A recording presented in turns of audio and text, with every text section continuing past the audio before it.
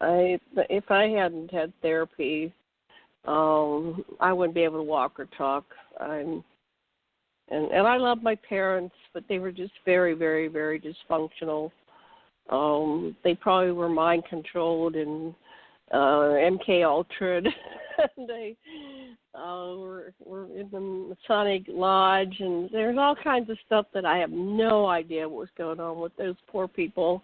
And I didn't learn about it until they were passed. And my mother died in '97, my dad in '99. And then I met Sasha in '97, and I just went into intensive therapy because my whole life had been very abusive, and I had repressed it, and I had created an alternative reality. When I moved to Oahu, this woman, Angelica, she befriended me, and one day she just sat me down, and she said, who beat you, your mother or your father?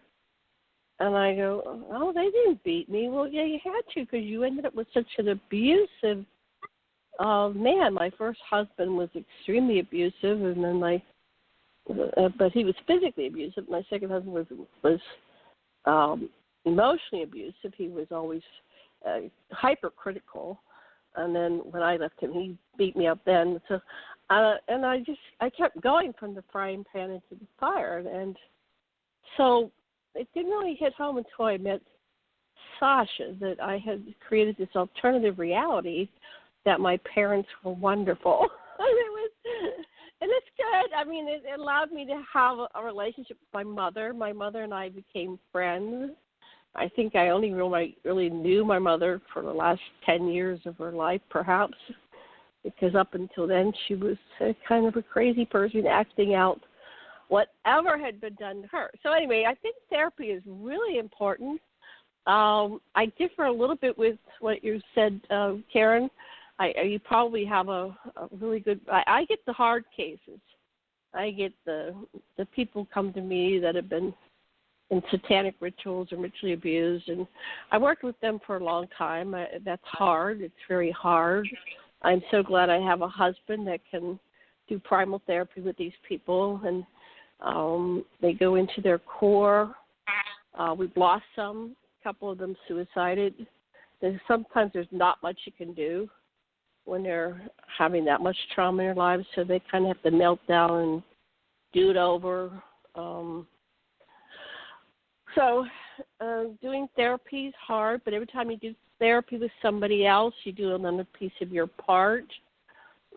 Therapy is not always intensive therapy where you're we do a gestalt where you beat pillows and we do a Mago process. Why did you end up with the person you're with? And they usually reflect unresolved issues with your parents and so on and so forth. But right now I've been doing mostly, hypnosis and a lot of talk therapy because we're remote and so we're not in person. But I guess I could do the same thing.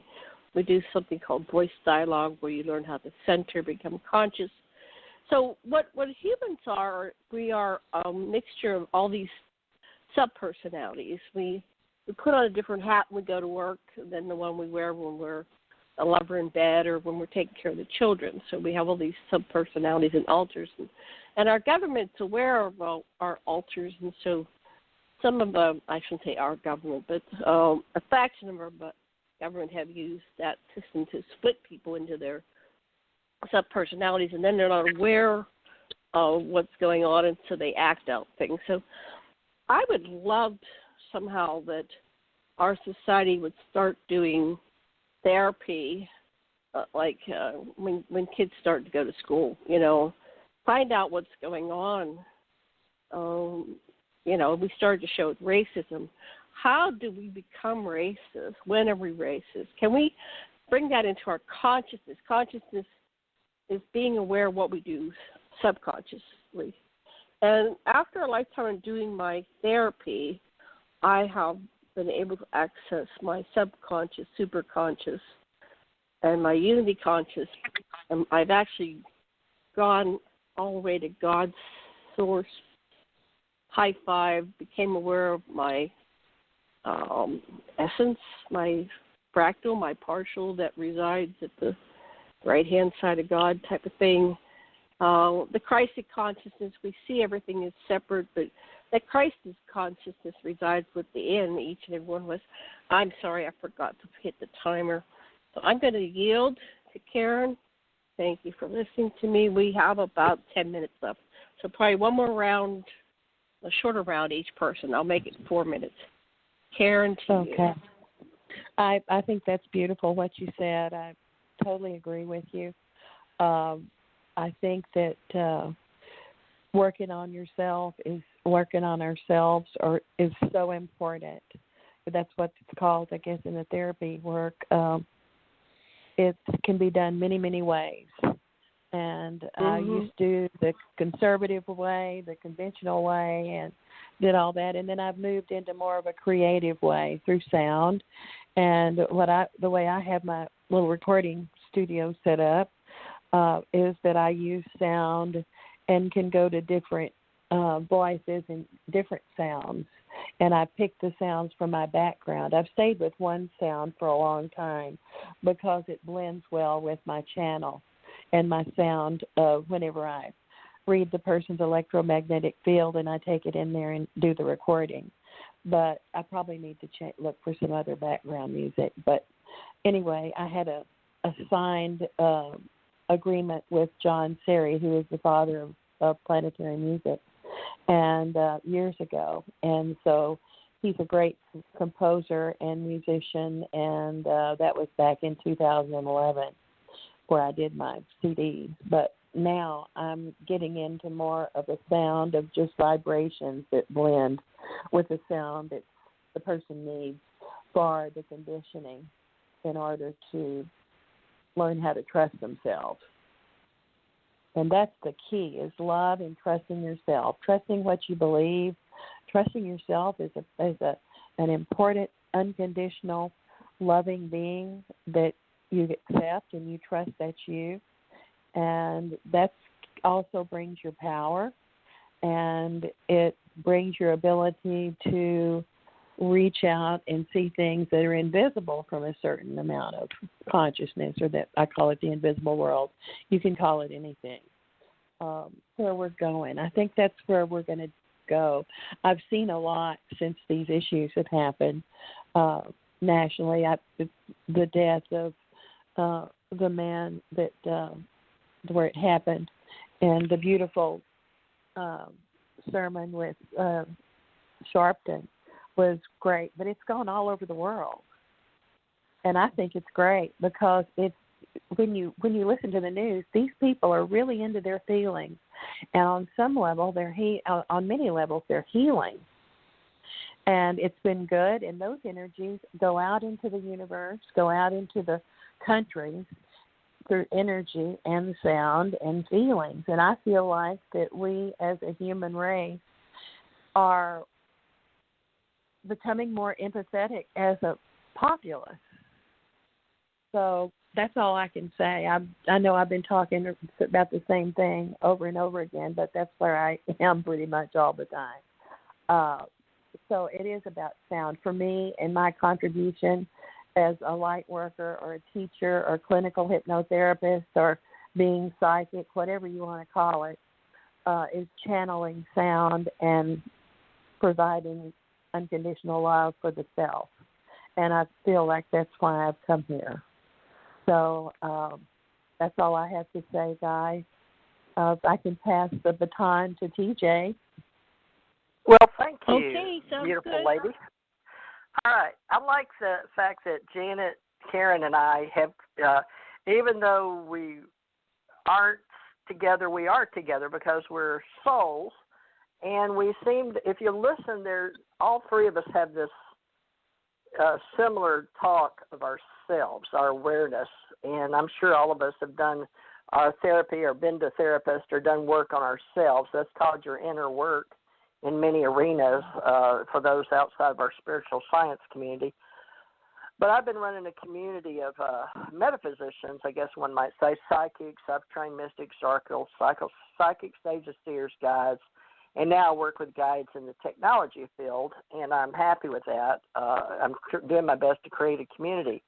So if you guys want to join me, great. We're going to be doing webinars and workshops and helping people in the world of metaphysicians and other groups that have been around for years. I could mention names of some of the great leaders that you probably know of that I've been asked to represent them in my area of the country just because I'm strategically located in the Panhandle for different groups. Okay, Edgar Casey for one of them, but they asked me if I wanted to represent this area, which is somebody in the business, and that was a great calling. But I've had the ascension age, and I was one of those things in Hawaii when on my spiritual path where I got that calling, and I got a sign with lightning and thunder on a sunny day that split a tree right next to me.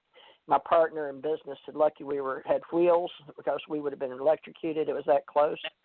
And that sign, I've had people in graphic design and at the newspaper where I worked in Kentucky try to remake it. They said it's too complicated. Then on my wall, I had 2011, I had my parents were going to die that year, but it's on UFO Digest. So I've got things recorded in time for use in trade. But I just want to say that the ascension age is important to me, and that it does have to do with what Karen's talking about. And later on, we'll get more in detail on sound and vibration. But, that's one thing Tesla mentioned that we should study if we want to learn things. So there's been people that have come to this planet, and I'm so glad that me, Karen, and Janet are here to be of service, and everyone is in service to self and others. So we don't need to split that way in the light worker, truth seeker community, which I coined those words many, many, many, many years ago in the beginning. And I've talked about different people, and we're all doing this together, folks. So help us with the cyberspace community. Be a light worker, truth seeker, if you will, a guide for others, and join us. And I have books available on Amazon, as does Janet, and I'm sure Karen, if she doesn't, she's working on one. But Karen, I need to ask you, tonight is my by invitation only for authors for 8 years, and you're here tonight on Friday. Are you an author, or are you thinking about writing us one we can use in workshops? About what you do. Are you talking to me? Uh-huh. Yes, we're talking to you. Oh, okay. I should have written a book a long time ago. No, I do not. I only have 4 published CDs on Amazon, but I could. I just don't ever have time. Okay, so your published CD then. That's fine. We're doing an audiobook tonight, Karen. So this is the spoken word audio. So this is an oral book report in a manner of speaking on our soul and what happened on the planet, and we invite other people. So Karen, I hope you'll return with us Friday and keep this up with Janet. Janet and I have been doing it 8 years, and we could be dead tomorrow. I love you guys. I'm enjoying a lot. I hope I'm doing okay. You're doing wonderful. You're doing great. Compatible. I love your feeling. I have to tell you, we're almost out of time. Hold on, let me stop this. So we can go a couple of minutes over. You did. The last time you played music, it bounced. So you got to play a different exit music because that one got flagged. I don't know. It was your song, so we'll do different exit music. But so our website, so my aquarianradio.com, Janet Kira Lessin, JanetKiraLessin.com. Got a bunch of other sites working on it. Schoolofcounseling.org. Karen, what's your website? Mine is Karen Gresham, KarenGresham.com, KarenGresham.com. That's my website. And that has my email address and how to set up an appointment. And it has my testimonials and all my bio and my press kits in there. So that's where people can go if they're interested in having a session. So, TJ, we're out of time. Your website, and then please play the exit music. Thank you so much, everybody. Yes, thank you, Janet and Karen. It's been wonderful with Aquarian Radio in Hawaii. This is our 8th year together. So this was our anniversary with Karen Gresham Nickell, Janet Kira Lessin, and I was your other host, Theresa J Morris. That's Theresa, like there's a Theresa, it's Greek. Theresa J for initial Jeanette Morris, Morris, TheresaJMorris.com. And I've got to ask this